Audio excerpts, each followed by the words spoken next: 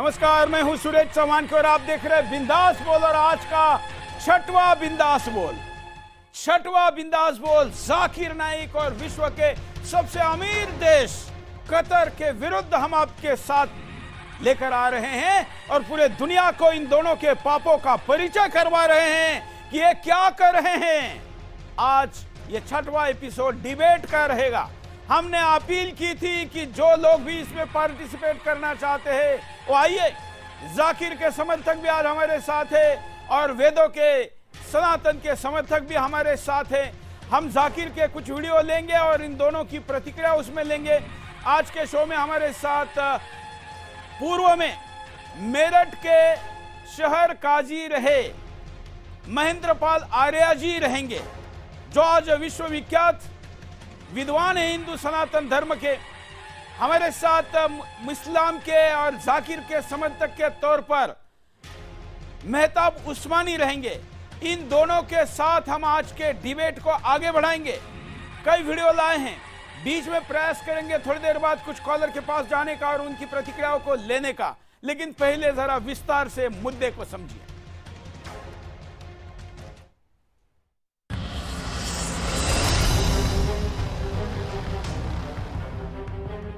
Islamic देश Qatar में football विश्व कप शुरू हो चुका है। कतर ने दुर्दांत इस्लामिक आतंकी जाकिर नाइक को फीफा विश्व कप में आमंत्रित किया है। कतर ही वह देश है जिसने सुदर्शन न्यूज के विरुद्ध अभियान चलाया था तथा सुदर्शन न्यूज के प्रधान संपादक सुरेश चौहान जी की गिरफ्तारी की मांग की थी। वहीं जाकिर नाइक वह इस्लामिक आतंकी है जिसे सुदर्शन न्यूज ने एक्सपोज किया था। सुदर्शन ने जाकिर के विरुद्ध लगातार अभियान चलाया। इसके बाद जाकिर नाइक को हिंदुस्तान छोड़कर भागना पड़ा। अब उसी जाकिर नाइक को कतर अपना मेहमान बना रहा है। जाकिर नाइक वह आतंकी है जो लगातार हिंदू समाज के विरुद्ध जहर उगलता आ रहा है। सुदर्शन के अभियान के बाद जब जाकिर नाइक देश छोड़कर भागा तो उसे मलेशिया ने शरण दी थी। आपको बता दें कि जाकिर नाइक भारत में 1990 के दशक से ही अपनी हिंदू विरोधी और जहरीली इस्लामिक तालीम से चर्चा में आया था। साल 2000 की शुरुआत में उसके कई वीडियो सोशल मीडिया पर वायरल हुए, जिसमें जाकिर नाइक ने कई भड़काऊ व हिंदू विरोधी भाषण दिए। जाकिर लगातार हिंदू विरोधी एजेंडे को बढ़ावा देता रहा है। जब सुदर्शन ने जाकिर के जहरीले कारनामों का चिट्ठा खोला तो 2016 में भारत ने जाकिर नाइक की संस्था इस्लामिक रिसर्च फाउंडेशन यानी IRF पर प्रतिबंध लगा दिया। इसके बाद जाकिर नाइक देश छोड़कर भाग गया। राष्ट्रीय सुरक्षा का हवाला देते हुए 2020 से मलेशिया के अंदर भी जाकिर के भाषण देने से प्रतिबंध लगा हुआ है। जाकिर नाइक सिर्फ जहरीले भाषण ही नहीं देता है, बल्कि उसका नाम 2016 में ढाका विस्फोट में भी आया था। और इस घटना के बाद जो आतंकी गिरफ्तार हुए थे, उन्होंने बताया कि वे जाकिर के भाषणों से काफी प्रभावित है। ढाका में हुए इस ब्लास्ट में 22 लोग मारे गए थे और इसके बाद भारत में जाकिर के खिलाफ मुंबई पुलिस की स्पेशल ब्रांच ने मामले की जाँच की थी। बाद में NIA ने भी मामले की इन्वेस्टिगेशन की थी। और इसके अलावा जाकिर नाइक धर्मांतरण के मामलों में भी शामिल रहा है। जाकिर नाइक के पाकिस्तान और यहाँ मौजूद आतंकी संगठनों से संबंध भी सामने आए थे। वहीं जाकिर नाइक अब 6500 से ज्यादा श्रमिकों की लाश पर शुरू हुए फीफा विश्व कप का मेहमान बना है। इसके बाद फीफा विश्व कप के बहिष्कार की मांग उठ रही है। तो चलिए मैं आपके सामने पहला वीडियो लेकर आता हूं। उसके पहले मैं स्वागत करता हूं आज के बिंदास बोल डिबेट सेक्शन में। हमारे साथ महेंद्रपाल आर्य जी है। आर्य जी, आपका स्वागत है। आर्य जी, जब हमने पहली बार 7-8 में जाकिर के खिलाफ जाकिर के पापों को दिखाया था, तब भी हमारे साथ महेंद्रपाल आर्य जी थे और उनके साथ हमने इस डिबेट को तब भी उसको चुनौती दी थी और भी विद्वानों को हमने साथ लिया था। आज हम चाहेंगे तो अगले सप्ताह इसको और आगे बढ़ाएंगे, लेकिन इस सप्ताह में हमने आज के एपिसोड में महेंद्रपाल आर्य जी को बुलाया है। आपका स्वागत है महेंद्रपाल आर्य जी। हमारे साथ वैसे तो जाकिर के साथ खड़े होने की हिम्मत कोई कर नहीं रहा था, लेकिन एक और इस्लामी विद्वान हमारे साथ है और आज जाकिर के पापों का बचाव कैसे करते हैं और कैसे कन्विंस करने का प्रयास करते हैं, देखते हैं। हमारे साथ मेहताब उस्मानी है। आपका स्वागत है जी। हिंदुस्तान में शास्त्रार्थ की परंपरा है और हम आशा करते हैं कि शास्त्रार्थ के परंपरा का नियम का पालन करते हुए हम आगे बढ़ेंगे। एक वीडियो दिखाते हैं और उसके बाद प्रतिक्रिया लेते हैं। देखिए, क्या कहता है इस वीडियो में जाकिर। आपको शायद ये पता होगा कि सबसे अव्वल किताब भगवत गीता नहीं है, वेद है। हम लोग को कहते हैं भगवत गीता ऊंची है, लेकिन हम सही कहते हैं ये भगवत गीता वेद का निचोड़ है लेकिन वेद ऊपर है, खुदा की किताब है। भगवत गीता इंसान की लिखी है। और सनातन धर्म में भी आपको शायद ये पता होगा कि सबसे अव्वल किताब भगवत गीता नहीं है, वेद है। हम लोग को कहते हैं भगवत गीता ऊंची है, लेकिन हम सही कहते हैं ये भगवत गीता वेद का निचोड़ है लेकिन वेद ऊपर है, खुदा की किताब है भगवत गीता। अब मैं चलता हूं मेहताब उस्मानी के पास कि मेहताब उस्मानी ये कहता है कि ये इंसान ने लिखी हुई किताब है और अपने कुरान को ये कहता है कि ये इंसान ने नहीं, अल्लाह ने लिखी हुई है। अब भगवान श्री कृष्ण को इंसान कहना, ये इसके इस कुतर्क से आपका क्या कहना है मेहताब उस्मानी? देखिए, वो मैंने जब भी आपने वीडियो दिखाई उसमें देखा है कि वो ये कह रहा है कि वेदों का निचोड़ है भगवत गीता, तो इसमें गलत क्या कह रहा है? उसके ऊपर दूसरा प्रश्न मैं पूछूंगा। इसी वीडियो में उसने कहा है कि ये इंसान ने लिखी हुई है। आप एक बात बताइए, कोई भी दुनिया की कोई भी किताब है वो बिना इंसान के लिखे पूरी हो सकती है? तो कुरान इंसान ने लिखी कि अल्लाह ने लिखी? कुरान किसने लिखी? आयतें ऊपर से नाजिल हुई, लेकिन लिखी तो हाथ से इंसान ने उसको भी।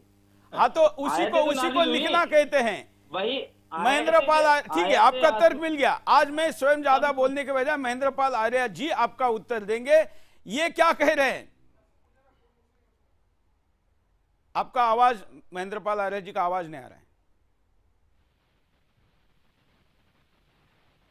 आपका आवाज नहीं आ रहा है। मैं जरा टेक्निकल टीम को कहूंगा कि हाँ बोलिए। धन्यवाद बहुत बहुत आपको। आवाज आ रही है? आ रही है, बोलिए। हाँ, आज बहुत खुशी की बात है और मुझे भी बहुत खुशी मिल रही है आपके इस एपिसोड से कि आज एक सच्चाई को जाकिर नाइक ने कबूल किया है। जाकिर नाइक ने वेद को खुदा की किताब बताया। यस, जाकिर नाइक ने वेद को खुदा की किताब बताया। जब जाकिर नाइक खुद कह रहे हैं कि वेद खुदा की किताब है, तो अल्लाह की किताब कुरान की ओर कैसे? तो अपने सवालों में पहुंच गया।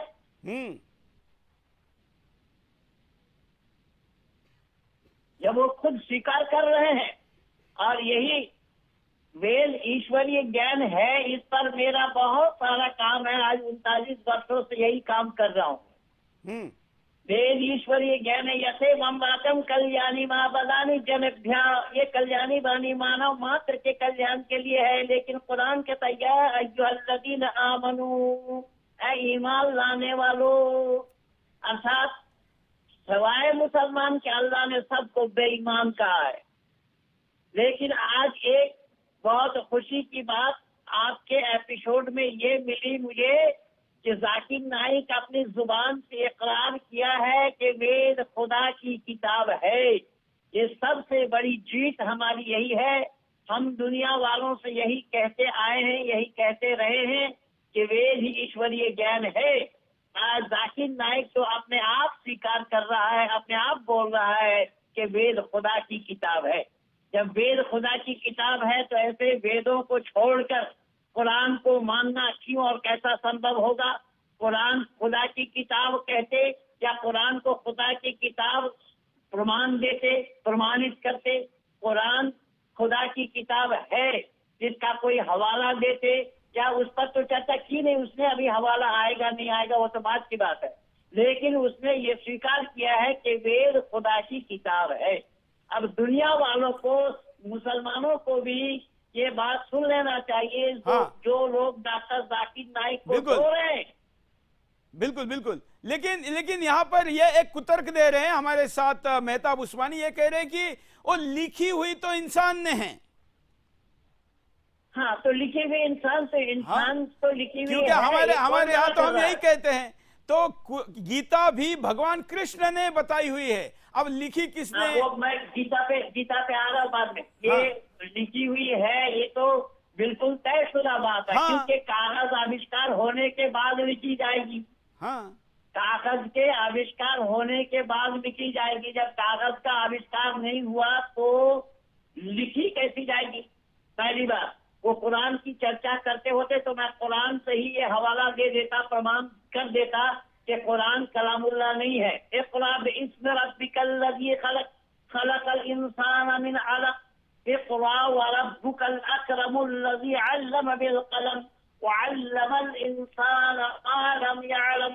ये 5 आयतें प्रारंभिक, अलग 96।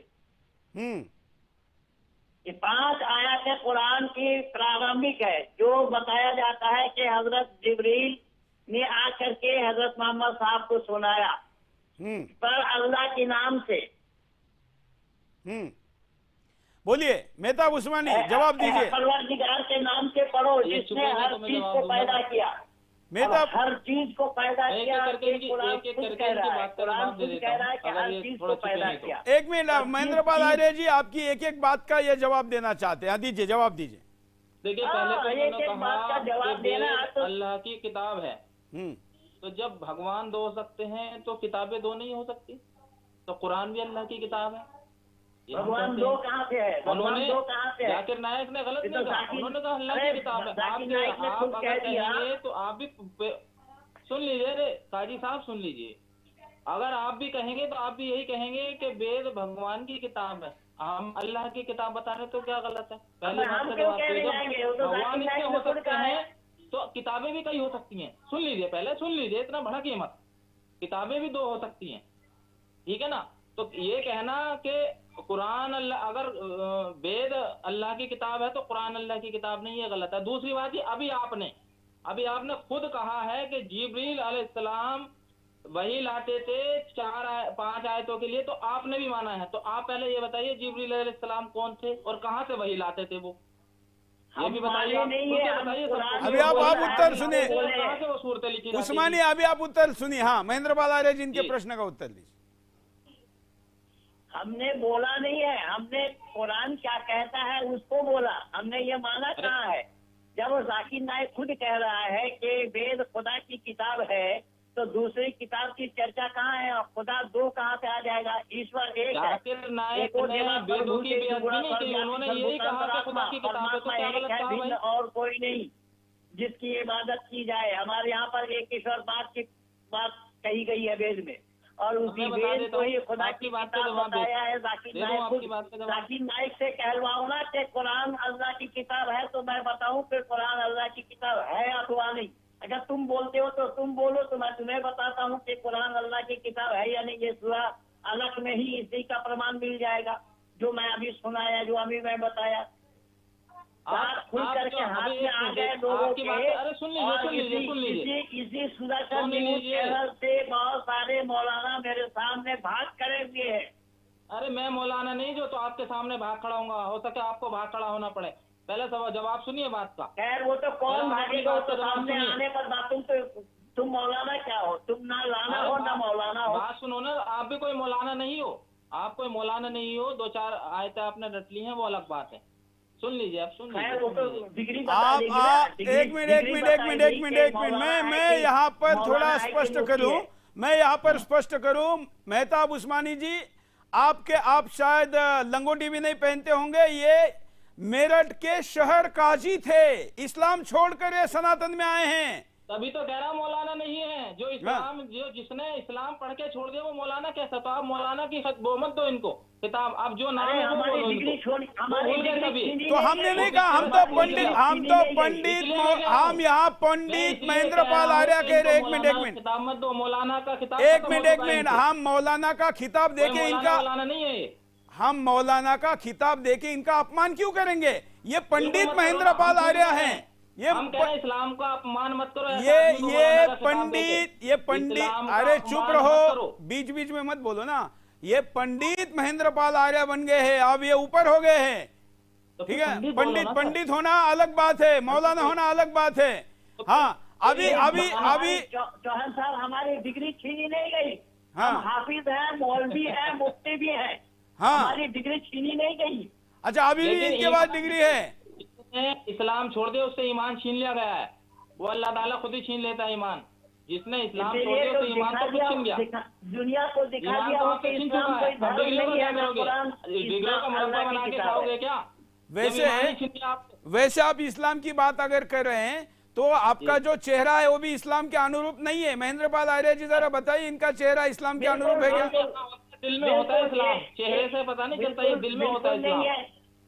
जरा बताइए। आपने इस्लामी कुछ तो बदल स्कॉलर रही है। बता दिया, ये गलत बात बता। इस्लाम के स्कॉलर ऐसा थोड़े होंगे। इस्लाम के जो स्कॉलर होंगे वो इस्लाम के नुमाइंदा होने वाले इस्लाम के रीति रिवाज को मानेंगे। हाँ, ये ना रीति है ना रिवाज है इसके पास। तो इनका चेहरा देखकर ये इस्लाम का पालन नहीं करते, कैसे थोड़ा बताइए। सुन लीजिए इनको, अगर इन्होंने इस्लाम कभी पढ़ा हो, अगर थोड़ी बहुत नॉलेज बची हो तो जरा बताएंगे क्या क्या है इस्लाम की। वो इस्लाम के क्या क्या वो हैं, बताइए आप मुझे क्या क्या फॉर्मेलिटीज है इस्लाम की, थोड़ा सा समझा दो। अगर आप पहले पढ़ चुके हैं तो फिर मैं आपको जवाब दे महेंद्र पाल आर्य जी, मैं क्या पढ़ा हूँ क्या नहीं पढ़ा हूँ, मैं तुम जानते होते तो तुमसे बोलते। तुम तो खुद नहीं जानते इस्लाम को। तुम 6 कलमा सुनो। आज चलो आओ मैदान में आओ। तुम 6 कलमा सुना करके दिखाओ आज इस चैनल। ये पूछ भी रहे हैं। चलो एक मिनट चलो चलो चुनौती। अभी इन्होंने कहा है कि आप ये सुनाओ। चैनल में मैं मान जाऊंगा तुम इस्लाम के जानकार। चलो ये जो बोल रहे हो सुना के दिखाओ। चलो क्या ये जो अब बोलिए, आपने क्या सुनाने के लिए कहा इनको महेंद्र पाल आर्य मैं जी? कह रहा हूँ इस्लाम का कलमा 6 है। ये 6 कलमा को सुना करके दिखा दे, मैं इनको जान जाऊंगा। बोलिए। इस्लाम को ये जानते हैं। बोलिए सुना के दिखाइए। खुली चुनौती दे रहा एक बात हूँ, खुली बताइए। चुनौती दे रहा हूँ सुना के आपके देखिए। चैनल में। अभी वेट करिए। कलमा इसको मालूम सुन नहीं। लीजिए, अभी मैं पंडित सारी जी चीज सुन- वेट करिए, अभी सुनते हैं। 6 कलमा बोलते हैं कि हाँ। मैं सारे कलमे सुनाऊंगा इनको। पहली बात तो ये कि जब ये इस्लाम छोड़ चुके हैं, इन्हें इस्लाम का कुछ नहीं पता, तो मेरी बात कैसे समझेंगे? अरे भाई आप चिंता मत करो, यहाँ मेरे सामने कुरान, सारे वेद, सारे सब कुछ रखा हुआ है। आप पढ़ो। चलो छठवा कलमा पढ़ो। है छठा कलमा इन्होंने बनाया है, मैंने नहीं बनाया। ये बताएंगे छठा कलमा? पहले ये पढ़ के सुना दे मुझे छठा। अरे तो आप बोलो आपको नहीं आता है। आप बोलो आपको नहीं आता है। ये अलग से जब बात बताएंगे इस्लाम में जोड़ के, तो वो मैं कहाँ से सीखूंगा? ये तो अपनी बातें बता रहे हैं। महेंद्र पाल आर्य जी, चेंज कर रहे हैं इस्लाम की। महेंद्र पाल आर्य जी, आप इस्लाम पहले पढ़ चुके हैं, इस्लाम के ठीक है चुप। अरे जरा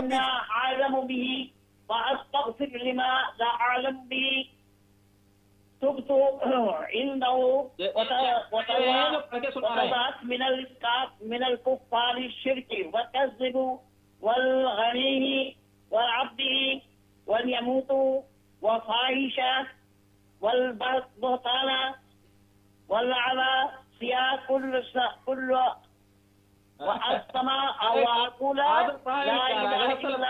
अरे तो आप तो बोल रहे हैं कि ऐसा है नहीं।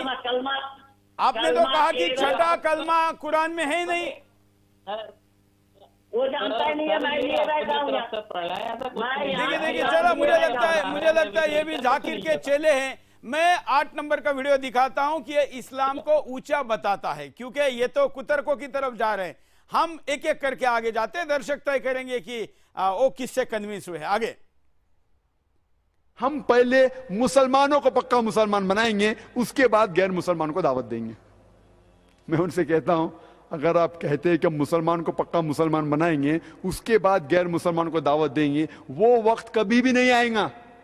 क्योंकि मोहम्मद सल्लल्लाहु अलैहि वसल्लम ने खुद अपने रिश्तेदारों, अपने चचा को खुद इस्लाम की दावत दी और उसने इस्लाम कबूल नहीं किया, फिर भी उनने गैर मुसलमानों को दावत दी। उनने नहीं कहा कि पहले मैं अपनों को मुसलमान बनाऊंगा फिर जाके दावत दूंगा। वो वक्त कभी भी नहीं आएगा। जाकिर भाई, हम पहले मुसलमानों को पक्का मुसलमान बनाएंगे, उसके बाद जाकिर भाई, हम पहले मुसलमानों को पक्का मुसलमान बनाएंगे, उसके बाद गैर मुसलमान को दावत देंगे। मैं उनसे कहता हूं, अगर आप कहते हैं कि हम मुसलमान को पक्का मुसलमान बनाएंगे, उसके बाद गैर मुसलमान को दावत देंगे, वो वक्त कभी भी नहीं आएगा। क्योंकि मोहम्मद सल्लल्लाहु अलैहि वसल्लम ने खुद अपने रिश्तेदारों, अपने चचा को खुद इस्लाम की दावत दी और उसने इस्लाम कबूल नहीं किया, फिर भी उनने गैर मुसलमानों को दावत दी।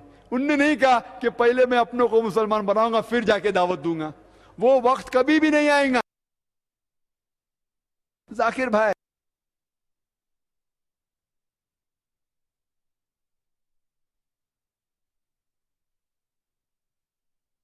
जाकिर भाई,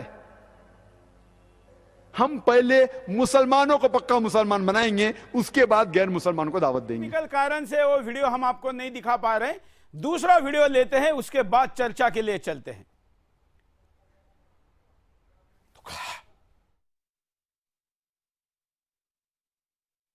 रिश्तेदारों, अपने चचा को खुद, कि हम श्री कृष्ण को भगवान मानते हैं, अगर उसने बलात्कार किया है तो बलात्कारी को भगवान क्यों मानते? हम श्री कृष्ण को भगवान मानते हैं, अगर उसने बलात्कार किया है तो बलात्कारी को भगवान क्यों मानते? हम श्री कृष्ण को भगवान मानते हैं। विश्व में आज तक किसी भी अधर्मी ने भगवान श्री कृष्ण के बारे में इन शब्दों का उपयोग नहीं किया है।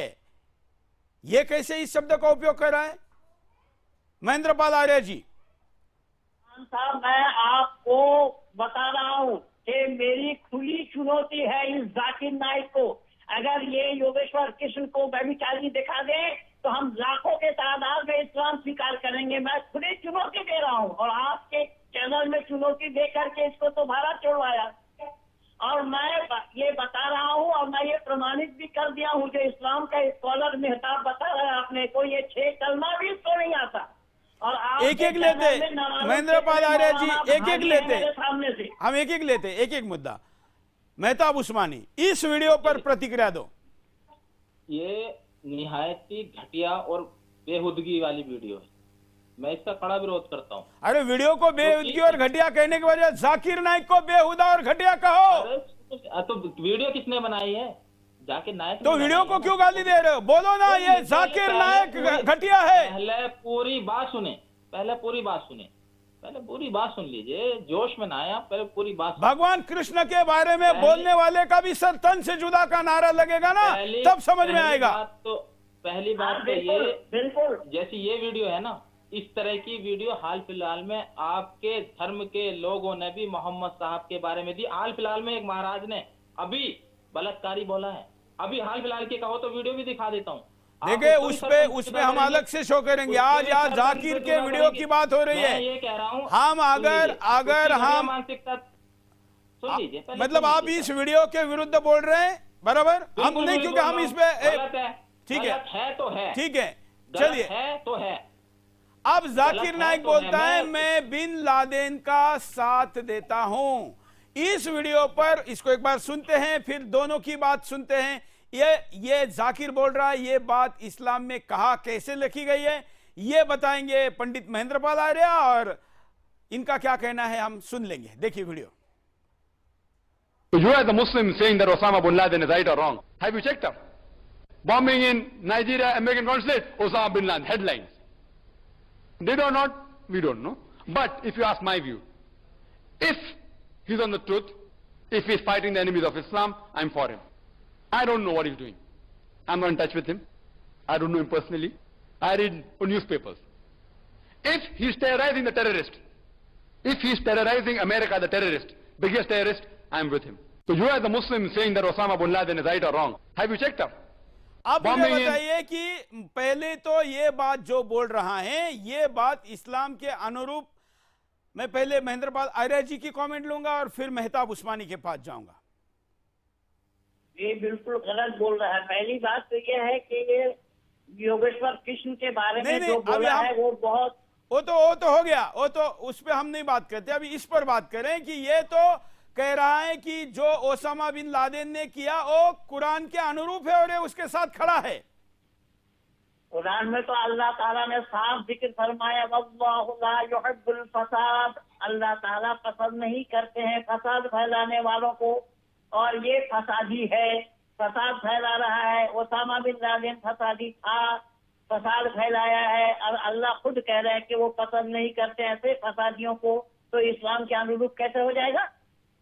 हाँ मेहताब उस्मानी, देखिए उसने ये कहा है मेरा पर्सनल व्यू है, इस्लाम का व्यू नहीं है। उसने ये कहा this is my personal view, तो उसका पर्सनल व्यू क्या हो सकता है वो जाने। तो आप उससे सहमत नहीं है?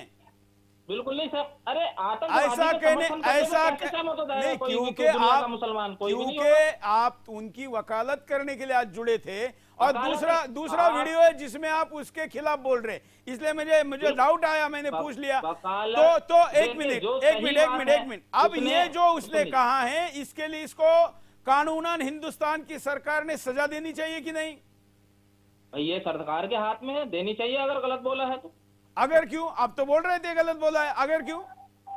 उसने सुन लीजिए, अब अगर मगर क्यों कह रहे हैं? अब अगर मगर क्यों बोल रहे? बोलो ना गलत है। इसलिए कह रहा हूँ, अगर सुन लीजिए, अगर मगर मैं इसलिए कह रहा हूँ कि ये ही काम आपके दो हिंदुस्तानी लोगों ने किए हैं। ऐसा है, सिंपल बात, हम जाकिर पे बात कर रहे हैं, हम किसी दूसरे के ऊपर यहाँ आज के शो में बात नहीं कर रहे हैं। हम अगर किसी और आप इसको मिले, आप है ना, तीनों को बराबर सजा दो।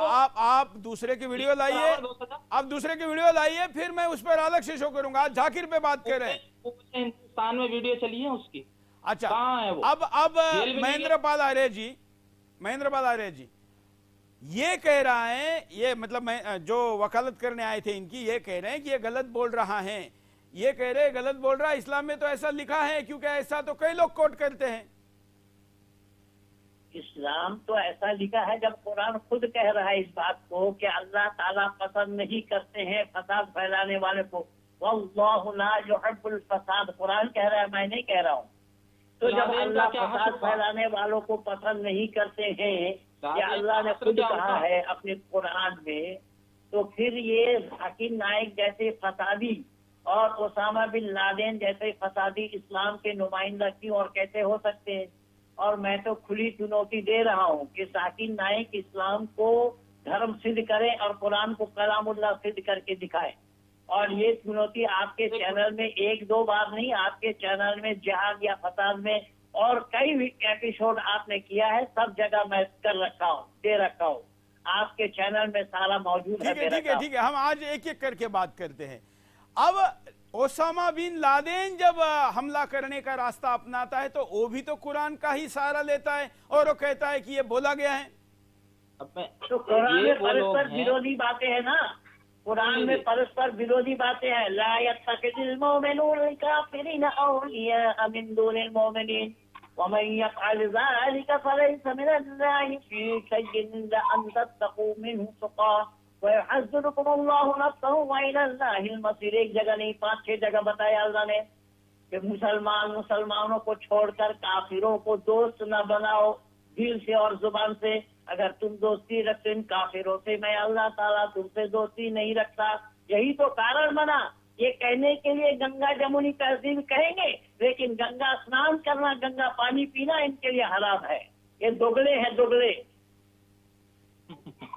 देखिए, इन्होंने कहा कि गैर मुसलमानों को दोस्त ना बनाओ, लेकिन फिर भी हमारे नबी दीन की दावत देते गैर मुसलमानों को क्यों?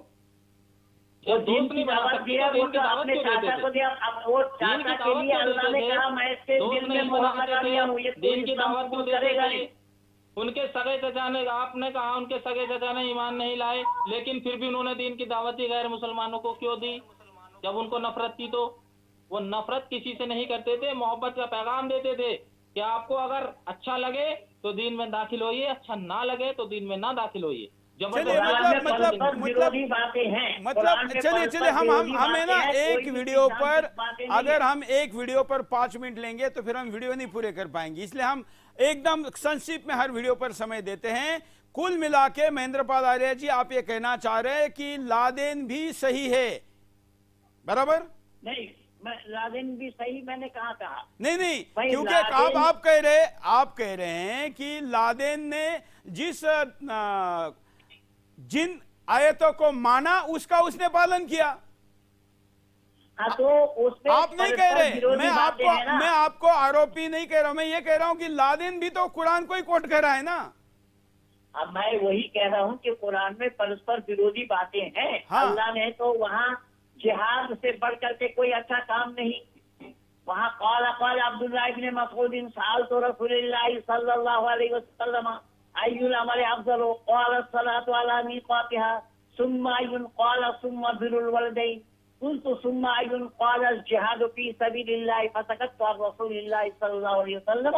ये बुखारी शरीफ हदीस के किताबुल जिहाद नंबर में आया है, हदीस नंबर 51, हदीस नंबर 51, बाब नंबर 46, हदीस नंबर 51। इसमें आया है पहला हदीस, जिहाद किताबुल जिहाद का पहला हदीस यही है कि जिहाद से बढ़ करके अल्लाह के नजदीक और कोई अच्छा काम नहीं है। ये तो रसूल कह रहे हैं। तो मेहताब उस्मानी भी जिहादी है इस हिसाब से, क्यों? हाँ, तो हर इस्लामी जिहादी है। हाँ, जो इस्लाम को स्प्रेड करने आप के तो लिए गब्बर सिंह जैसा हंस रहे हैं मेहताब उस्मानी। या तो खंडन करिए, या तो खंडन करिए, गलत कह रहे हैं। आप बोलने देंगे तो खंडन करूंगा ना सर। बोलिए, आप मुझे मौका तो दो। बोलिए, इनका हो गया, बोलिए। देखिए आप अगर आप हिंदू धर्म का प्रचार करते हैं तो आप जिहादी हैं। अरे भाई, आप हिंदू धर्म को क्यों कोट कर रहे हो? हिंदू धर्म है, ये मजहब है, दोनों अलग चीजें हैं। आज हम बात कर रहे हैं इस पर, बोलिए ना। आप इस्लाम के एक्सपर्ट हैं, आप हिंदुइज्म के एक्सपर्ट नहीं हैं। पूरी बात सुनिए। आपने, इन्होंने कहा लादेन गलत है, हम भी कहते हैं गलत है। ये वो गलत लोग हैं जैसे कि आपके अरे भाई, अभी इन्होंने जो कहा, इन्होंने जो बोला उस पे बोलो ना। इन्होंने जो पढ़ा, इन्होंने काफिर के बारे में जो बोला वो कुरान में है या नहीं है? इन्होंने जो बोला वो है या नहीं है? पहले मैं बात पूरी तो होने दो सर। ये वो लोग हैं जो कुरान की आयतों का मिसयूज उस तरीके से करते हैं जैसे आपके हिंदुस्तान में बैठे हुए बाबा। अरे बाबा, किसी बाबा को गलत मत बोलना। ये सारे लोग अपने जीवन का त्याग कर कर संत बने हैं। ये मुल्ला, ये मौलवी की तरह 4 शादी और 50-100 हलाला नहीं करते। बेटे की इज्जत से, हाँ, संतों से मत बोलना। संतों के खिलाफ सुदर्शन पर सुना नहीं जाएगा। अब ये जरा, अभी जाकिर से बहुत तुम करीबी बात करते हो ना, मैं अगला वीडियो दिखाता हूं। जाकिर के एक एक करके 2 वीडियो दिखा के फिर मैं जाऊंगा दोनों के पास। सबसे पहले जाऊंगा मेहताब उस्मानी, बताएं कि अब जाकिर जो कह रहा है कि दरगाह पे मत जाओ, और दूसरा वीडियो है मजारे तोड़ दो। तो फिर मैं पूछूंगा कि क्या करेंगे राजस्थान के जहां माथा टेकने जाते, चादर चढ़ाने जाते लोग, उसका क्या करेंगे? जरा वीडियो देख लेते हैं। उनने कहा है कि पहले भी सवाल पूछा था और मेरा ही पूछना चाहते हैं कि इसके बारे में किसने कहा। वो पहले बुत परस्ती करता था, फिर कहा कि दरगाह में जाने लगा, तो वो पूछना चाहता है दरगाह के बारे में। मैंने कुरान मजीद पढ़ा हूँ। कुरान मजीद में मुझे कोई भी आयत नहीं मिली जिसमें लिखा है धागा बांधना चाहिए। कुरान मजीद में कई भी आयत नहीं जिसमें लिखा है दरगाह जाना चाहिए। लेकिन अल्लाह के रसूल ने कहा है कि आप कब्र पे जाओ, कब्र पे जाएंगे तो आपको आखिरत का एहसास होगा कि आप आखिरत में कहाँ होंगे। इसीलिए कब्र पे जाना अच्छी बात है। आप उस शख्स के लिए दुआ कर सकते हैं। You can pray for him but you can not pray to him or through him. आप जब किसी के कब्र पे जाते हैं तो कब्र पे जाके उसके लिए दुआ कर सकते हैं, उसको या उसके जरिए नहीं कर सकते। उन्होंने कहा है कि पहले तो भी ये तो इसने कहा कि कब्र पर नहीं जा सकते, मजार पर नहीं जा सकते। जो सारी मजार है इधर उधर लैंड जिहाद के लिए बनाई जा रही, इन पे भी नहीं जा सकते। और जिनके अंदर कोई सोया हुआ, ऐसा जो कुछ मुसलमान कहते, वहां भी नहीं जा सकते। ऊपर से कहता है कि तोड़ दो। ये कहता है कि अगर ऐसी कोई मजार है तो तोड़ दो। सुनो ये खुद क्या कहता है। इसीलिए मैं कहता हूं कि इस्लाम को जानने के लिए मुसलमान को मत देखो, कुरान और हदीस को देखो। कुरान में कहीं भी नहीं लिखा हुआ है कि मजार बनाओ। यहां तक कि अल्लाह के रसूल मोहम्मद सल्लल्लाहु अलैहि वसल्लम ने कहा कि कोई भी कब्र पक्की नहीं होना चाहिए। अगर पक्की है तो उसको जमीन से नष्ट करना चाहिए। की कब्र है तो उसको जमीन से नष्ट करना चाहिए। मैं पूछ रहा हूं मेहताब उस्मानी, अब बताइए, मुंबई में जाकर हाजी अली पर कब पहले बुलडोजर चलाओगे? राजस्थान में जाकर अजमेर में ख्वाजा के मोइनुद्दीन चिश्ती के कब्र को कब बुलडोजर चलाओगे? अगर इसके समर्थक हो तो बताओ। ये कह रहा है कि तोड़ दो। अभी आपने पूरी बात ही नहीं सुनी, आपने घुमा के बताई है बात को। क्या उसने क्या कहा है कि कुरान हदीस में नहीं लिखा, लेकिन अल्लाह के रसूल ने फरमाया है कि कब्र पे जाना चाहिए, उनके लिए दुआ करनी चाहिए। तो ये क्या 2 वीडियो है, क्या है ये 2 वीडियो है। वो कह रहा है वहां जाके उनकी पूजा नहीं करनी चाहिए। एक मिनट, तो ख्वाजा मोइनुद्दीन चिश्ती, ख्वाजा, एक मिनट, इसका मतलब ख्वाजा मोइनुद्दीन चिश्ती के कब्र पर जाकर अगर कोई चादर चढ़ाता है, पूजा करता है तो गलत है। इतना हाया नहीं बोल दो बस। गलत नहीं है, सही है। अरे ये खुद कह रहा है, जरा पुनः दिखाओ, एक मिनट पुनः क्या कहता है। ये कहता है कि वहां जाकर पूजा नहीं करनी है, उसके लिए पूजा करनी है। जरा पहला वाला वीडियो दोबारा दिखाते हैं, खुद ये क्या कहता है। पहले भी सवाल पूछा था और मेरा ही पूछना चाहते हैं कि इसके बारे में किसने कहा। वो पहले बुत परस्ती करता था, फिर कहा कि दरगाह में जाने लगा, तो वो पूछना चाहता है दरगाह के बारे में। मैंने कुरान मजीद पढ़ा हूं, कुरान मजीद में मुझे कोई भी आयत नहीं मिली जिसमें लिखा है धागा बांधना चाहिए। कुरान मजीद में कई भी आयत नहीं जिसमें लिखा है दरगाह जाना चाहिए। लेकिन अल्लाह के रसूल ने कहा है कि आप कब्र पे जाओ, कब्र पे जाएंगे तो आपको आखिरत का एहसास होगा कि आप आखिरत में कहाँ होंगे। इसीलिए कब्र पे जाना अच्छी बात है। आप उस शख्स के लिए दुआ कर सकते हैं। You can pray for him but you can not pray to him or through him. आप जब किसी के कब्र पे जाते हैं तो कब्र पे जाके उसके लिए दुआ कर सकते हैं, उसको या उसके जरिए नहीं कर सकते। उन्होंने कहा, आप बताओ मेहताब उस्मानी, अगर कोई अजमेर में जाता है तो अजमेर में जो नीचे सोया हुआ है उसके लिए दुआ कर सकते, उसके मार्फत, और उसकी नहीं कर सकते। बात तो ये कि आप मैनर्स में बोलो, नीचे सोया हुआ क्या होता है, तो क्या होता है? तो आप मैनर्स में बोलो। नहीं तो क्या बोलना पड़े? तो आप मैनर्स में बोलो क्या होता है। मैं पुनः दोहरा रहा हूँ, आप क्या कहेंगे? अच्छा सोया नहीं तो क्या हुआ है, लेटा हुआ है, क्या कहना चाहिए? क्या कहना चाहिए बताओ ना। अरे क्या कहना चाहिए, आप हिम्मत हो तो जाकर चला दो। क्या कहना चाहिए बताओ। अरे मैं पूछ रहा हूँ, में दम है तो चला दो बुलडोजर। अरे एक दिन आएगा, एक दिन ये आएगा, एक दिन ये भी आएगा, एक दिन ये भी आएगा। हिम्मत के साथ टीवी पर कह रहा हूँ। आगे बोलो, क्या कहना चाहिए? वो क्या कहना चाहिए? उस वक्त दुनिया खत्म हो जाएगी पूरी। अरे आप तो गैर इस्लामी बात कर रहे हैं। दुनिया का आखिरी दिन होगा। एक मतलब आप जाकिर, आप बिना की बातें कर रहे हो। आप मेहनत से बात करो पीरों के बारे में, तो मैं आप बहस करूंगा, वरना छोड़ दीजिए। कौन है, क्या कहेंगे उसको? चलो उसको सोया हुआ नहीं तो क्या कहेंगे? उसके कब्र के अंदर क्या बैठा हुआ है? क्या होता है? लेटा हुआ है, बैठा हुआ है, क्या है? क्या होता है? कोई समाधि होती है हिंदू संत की, उसके अंदर वो बैठ के समाधि दी जाती है। कब्र के अंदर लिटा के नहीं तो कैसी दी जाती है? क्या होता है? आप क्यों बनाते हैं? क्यों बनाते हैं? आप बताओ। हमारी मान्यता है, हमारी मान्यता अलग है। मैं कुरान के जाकिर के परिप्रेक्ष्य में पूछ रहा हूँ कि ये सही कह रहा है, गलत कह रहा है। मुझे सिर्फ इतना बताओ, इसने कहा ये सही है, गलत है, आप सहमत है नहीं है? उसने बिल्कुल गलत है। उसने कुरान का हवाला दिया लेकिन नबी की बात का हवाला नहीं दिया। अब आप चलो, अब मैं उनकी प्रतिक्रिया लेता हूँ। ठीक है, आपकी प्रतिक्रिया मिल गई। पंडित महेंद्र पाल आर्य जी। मैं ये कहूंगा, हदीस में आया है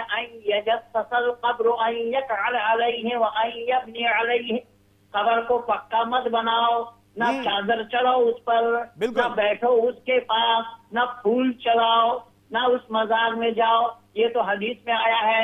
लेकिन मुझे अफसोस इस बात की है माननीय चौहान साहब आपके दरबार में कि आपने इस्लामिक स्कॉलर बता करके मेहताब को बिठाया है, लेकिन मैं कितनी आयतें सुना दी, मैं कितने हदीस सुना दिया, इसने एक भी अरबी के अल्फाज नहीं बोले। ठीक है, चलिए आपको एक आपकी समाधान पहले कर देते। मेहताब उस्मानी, जरा कोई अल्फाज बोलता हूं, लेकिन मैं बोलो उसके सामने नहीं बोलूंगा जो खुद इस्लाम छोड़ चुका है। अरे मुसलमान भी तो शो देख रहे, मुसलमान भी शो देख रहे। जिसके दिल में ईमान नहीं रहा, मैं उसके सामने क्या बोलूं? अरे आपके परिवार वाले भी देख रहे हैं। बोल के दिखाए, इसी वजह से हंसता हूँ। बोल के दिखाए। इस्लाम था वो कभी जिंदगी में नहीं छोड़ पाएगा। आपको हश्र होगा। जो नारायण दत्त त्यागी का हुआ मोत की दुआ मांग रहा है, एक दिन आप भी यहीं बैठ के कहोगे कि मैंने ये धर्म गलत अपनाया, मुझे भी ऊपर वाला उठा ले या मैं आत्महत्या कर लूं। आप भी यही कहोगे बैठ के। वो बैठा है, वो भी यही बोलता है।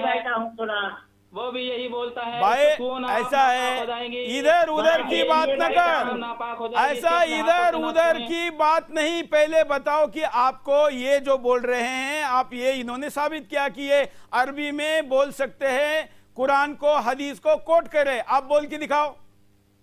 मैंने बताया तो, मैंने एक ही शब्द बोला इनको, वादाहू ला शरीक लहू लहुल मुल्कु। इसका मतलब इनको पता है, बता देंगे कि दुनिया में सिर्फ एक ही शरीक है, उसका कोई शरीक नहीं है, अल्लाह ताला के अलावा कोई शरीक नहीं है उसका। तो बस हम उन्हीं को मानते हैं। ये फालतू की सामने लीजिए। हाँ माननीय चौहान साहब, मैं आपसे रिक्वेस्ट करूंगा कि ये इसी बात पर टिके रहे, कायम रहे। और मैं बोलता हूँ कि अल्लाह कुरान में गलत बोला है, ला शरीक अल्लाह नहीं है। अल्लाह अगर ला शरीक है तो अल्लाह के नाम से मोहम्मद के नाम को हटा करके ये दिखाए। मेरी खुली चुनौती है आज। आपको पता है कि अल्लाह के सबसे प्यारे रसूल शरीक अल्लाह कहाँ है? अल्लाह के शरीक है, अल्लाह का शरीक कहाँ है? मोहम्मद का नाम हटा के दिखाओ ना। आपको पता है, याद है किन पे कुरान नाजिल हुई, याद है या भूल गए? ये मैं कह रहा हूँ कि तुम ला शरीक बता रहे हो, मोहम्मद का नाम अल्लाह के नाम से हटा कर दिखाओ। तो वो अल्लाह के सबसे प्यारे हुए। ये तो कुरान का रसूल कुलिन तुम तहब्बून अल्लाह फत्तबिऊनी युहब्बुकुमुल्लाह व यगफिर लकुम ज़ुनूबकुम वल्लाहु गफूरुर रहीम। कुरान खुद कह रहा है अल्लाह को पाने से पहले मोहम्मद को पाना पड़ेगा। मोहम्मद को पाए बिना कोई अल्लाह को नहीं पा सकता। कुरान खुद कह रहा है कि अल्लाह को पाने से हो जाएगा, मोहम्मद को पाना पड़ता। आप खुद सोचिए ना कि कितना बड़ा मर्तबा है। मेरे नबी का कितना बड़ा मर्तबा है कि अल्लाह से पहले उनको पाना पड़ेगा। और आप कहते हो कि कुरान कहता ही नहीं। तो बस फिर अल्लाह बड़ा है या मोहम्मद बड़ा है? अल्लाह बड़ा है या मोहम्मद बड़ा है? देखिए, मैंने कह रहा हूँ चौहान साहब, इसे किसी की जुबान से सुन लीजिए। या दुनिया वाले जो मेरे चैनल में इस शो में जुड़े हुए हैं, दुनिया वालों को भी सुनना चाहिए ये अपनी जुबान से क्या कह रहे हैं कि अल्लाह को पाने के लिए मोहम्मद का पाना जरूरी है।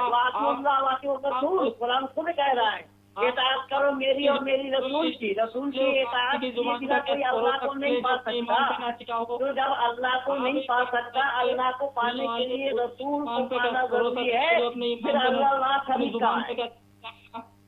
जो इतने साल इस्लाम में रहा हो, वो अपने इस्लाम पे न टिका हो, ईमान पे न टिका हो, जुबान पे कैसे टिक जाएगा? तो आपकी जुबान पे दुनिया वाले भरोसा कैसे कर लें? आप बताइए, क्यों अपने ईमान पे न टिका हो तो अपनी जुबान पे कैसे टिके? माननीय चौहान साहब, हाँ माननीय चौहान साहब किस फलक छाप को ले आए पकड़ करके? एक न तो इस्लाम को जानता है और न दुनियादारी को जानता है। इस्लाम ये तो इस्लाम कोई भी ले डूबेगा। ऐसा है, ऐसा है, कैसे टिक जाएगा? ऐसा है। महेंद्र पाल आर्या जी एक विद्वान है और आप विद्वान की तरह बोलिए। आप मदरसा चलाते हैं, आपके छात्र भी इसको देख रहे हैं। आप मदरसा चला रहे हैं, मदरसे के लिए विदेशी चंदा ले रहे हैं, राजनीतिक दलों से चंदा ले रहे हैं, शाल श्रीफल ले रहे हैं, सब ले रहे हैं। तो जरा आप विद्वान है, ऐसा दिखाइए। इनको विद्वान, ये मुझे ना माने, मैं कह रहा मुझे विद्वान मानो। प्रमाण दिया हूँ, इतना सारा आयतों का प्रमाण दिया हूँ, इतना सारा हदीसों का प्रमाण दिया हूँ। लॉजिक पे ये जिस टॉपिक पे बात कर रहे हैं उस पे करो। अगर इनको किसी और टॉपिक पे बात करनी है, कुरान का तर्जुमा सुनना है, तो मैं अपने साथ मौलाना लेके आऊंगा, कुरान पढ़ के सुना देंगे इनको। अल्लाह का शरीक है मोहम्मद के बिना अल्लाह को कोई पा नहीं सकता। इसके बाद तो मैं झूठा प्रमाणित कर दिया। चौहान साहब, एक बात का जवाब दिलवा दो, मैं इनकी सारी बात मान लूंगा। इन्होंने इस्लाम क्यों छोड़ा? हाँ, अभी सुनिए, अभी सुनते हैं।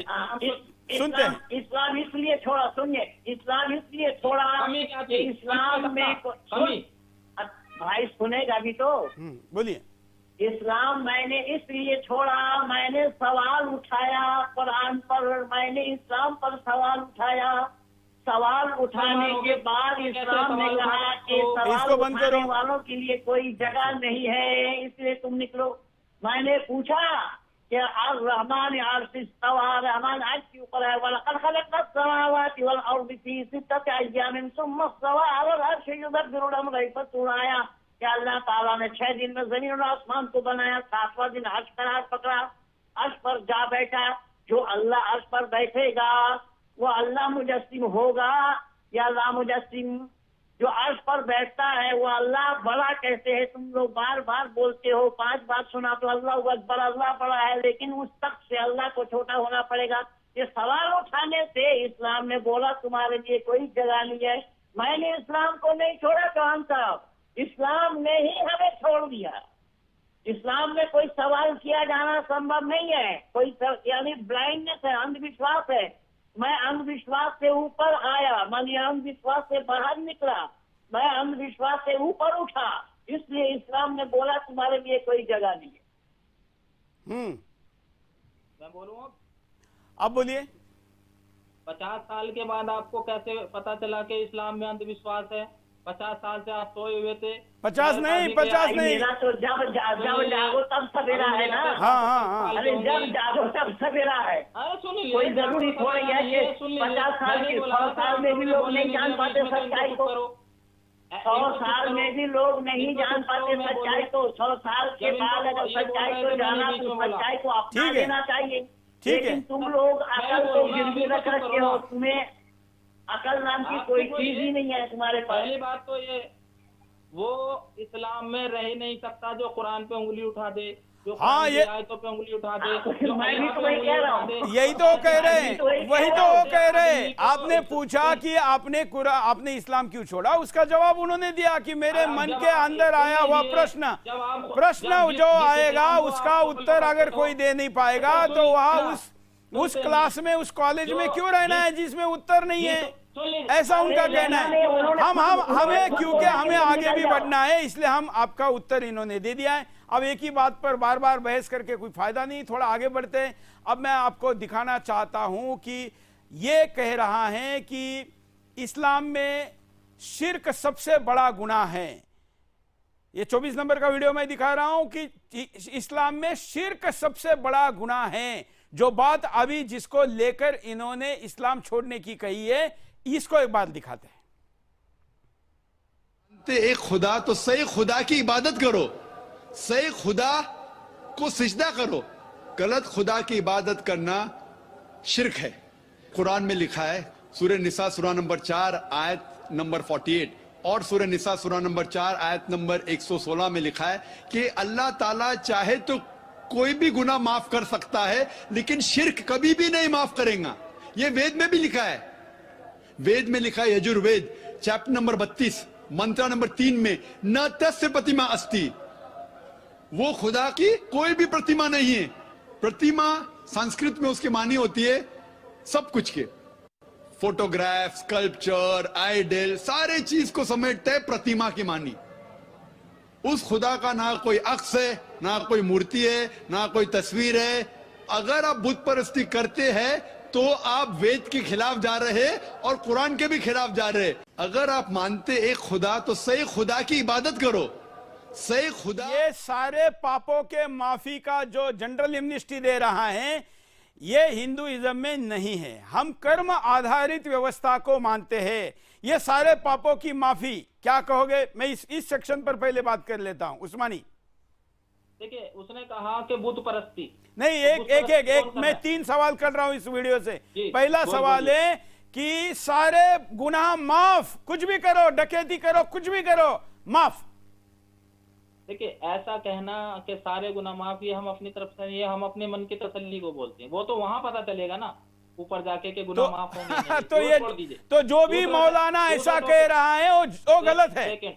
जाकिर नाइक ही नहीं, जो भी कह रहा है बराबर, तो हाँ बिल्कुल गलत है। ऐसे हम कैसे कहते हैं कि हमारे गुनाह माफ हो गए? एक मिनट, अभी सुनो,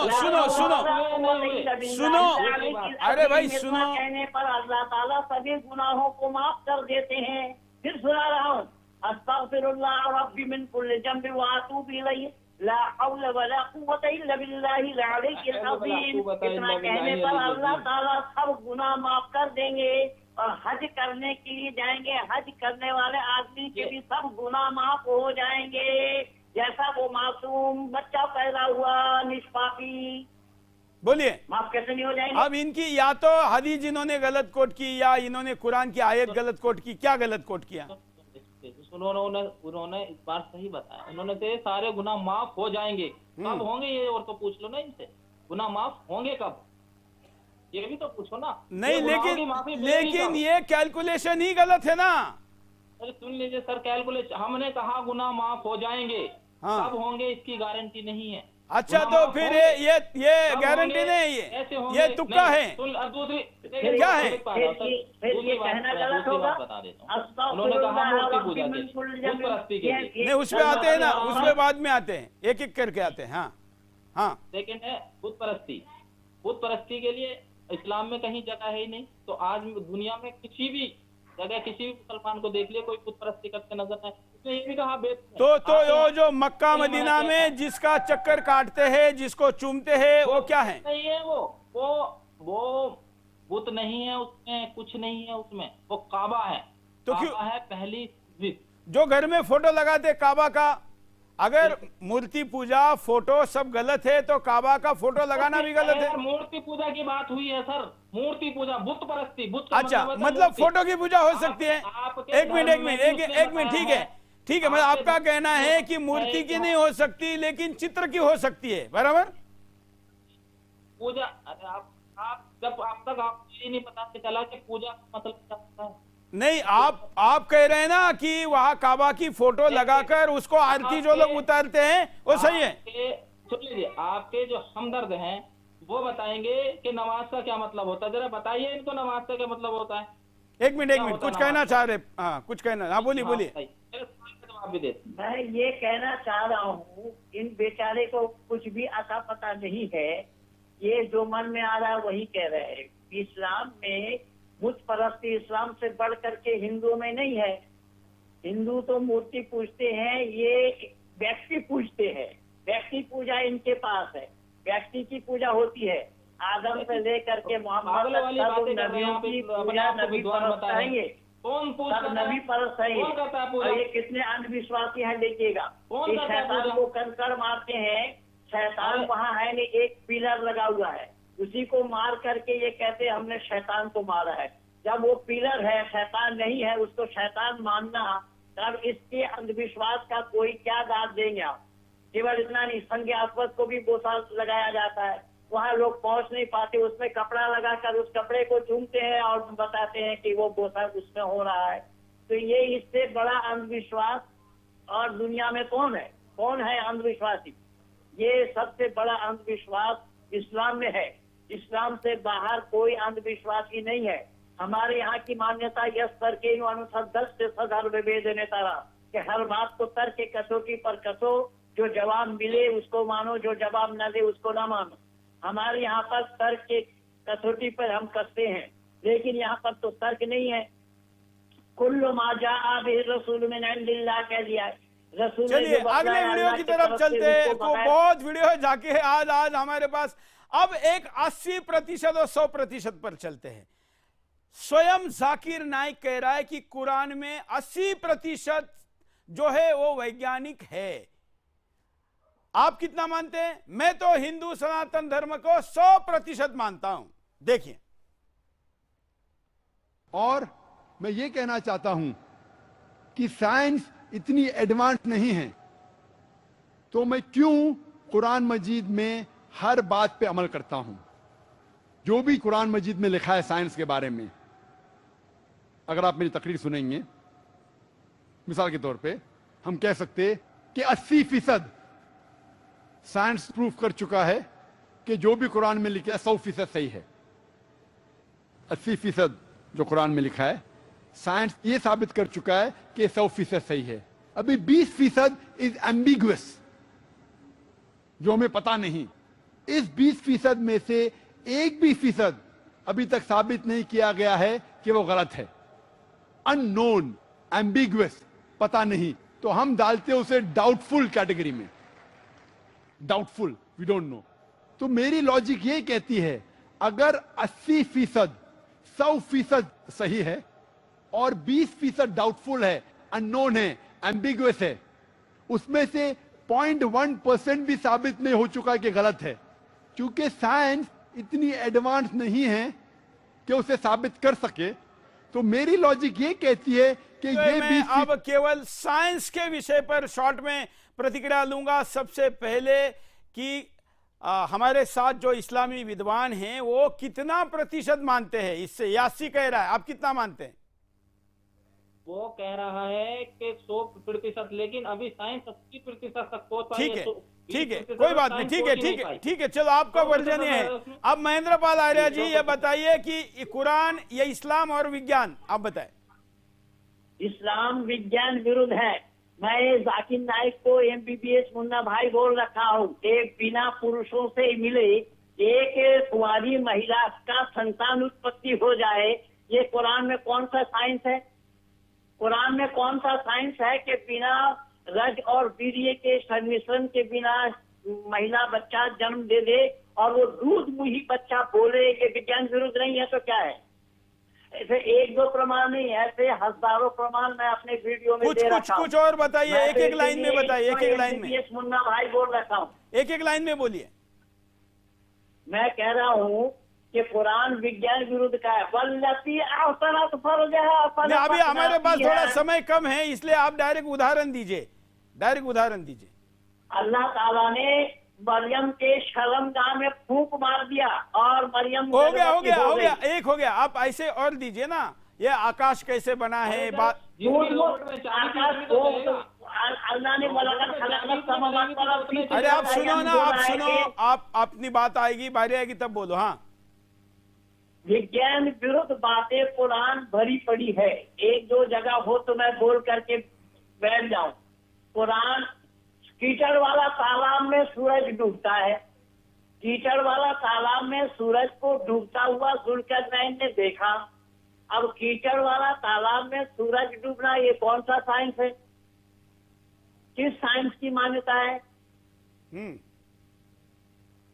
चलिए, तो अब इस पूरे वीडियो को मैं भारत के एक विद्वान साधु संत कहिए, जिन्होंने योग को और भारत के कई मान्यताओं को विश्व के सामने लेकर गए।